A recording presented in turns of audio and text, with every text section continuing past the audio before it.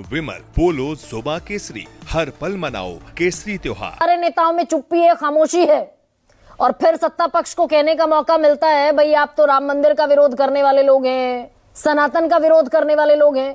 क्यों ये खामोशी, सन्नाटा?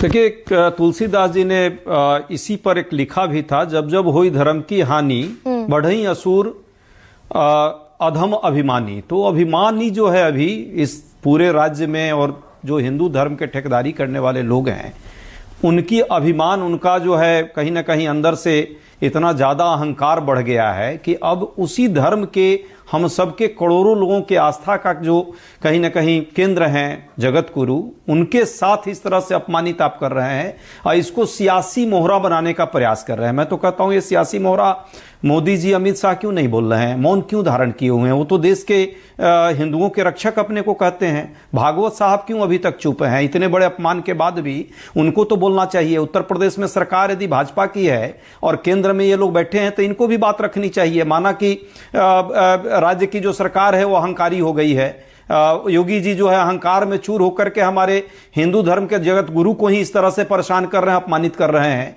वो बटुक जो हैं वो निरपराध, उनका क्या दोष था? उन पर आपने इस तरह से लाठी डंडों से प्रहार कराया।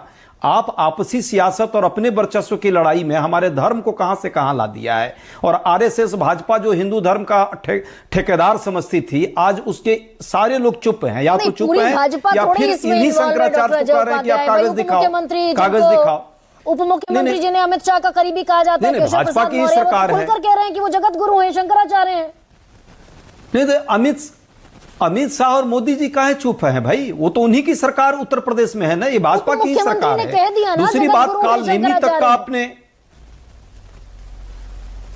काल नेमी तक का आपने उनको तगमा दे दिया। ये समझ रहे हैं कि ये लोग क्या कर रहे हैं? सच्चाई यही है। हम कहते हैं कि छोड़िए, जगत गुरु शंकराचार्य के अलावा यदि कोई भी सामान्य भी वहां कोई ब्रह्मचारी गया हो तो क्या उसको गंगा स्नान का अधिकार नहीं है? क्या उसके साथ इस तरह का दुर्व्यवहार होना चाहिए था? हिंदू धर्म के जो अपने को रक्षक मानते हैं वही भक्षक हो गए। ये रक्षक कहने को थे और चाल चेहरा और चरित्र इनका स्पष्ट हो रहा। आप कह रहे हैं अभिमान है भाई, 2027 में इसी उत्तर प्रदेश में जाकर वोट मांगने भारतीय जनता पार्टी को। इतनी ना समझ है। धीरे धीरे एक समय आया जब अब भाजपा को, देखिए भाजपा को ये लगने लगा है कि अब उसको किसी की जरूरत नहीं है। वो लोग खुद ही धर्म के रक्षक भी हो गए हैं, वो खुद ही हर चीज डिसाइड करने वाले हो गए हैं। योगी जी को भी ये अहंकार हो गया कि उत्तर प्रदेश उनके बिना नहीं, देश उनके बिना नहीं।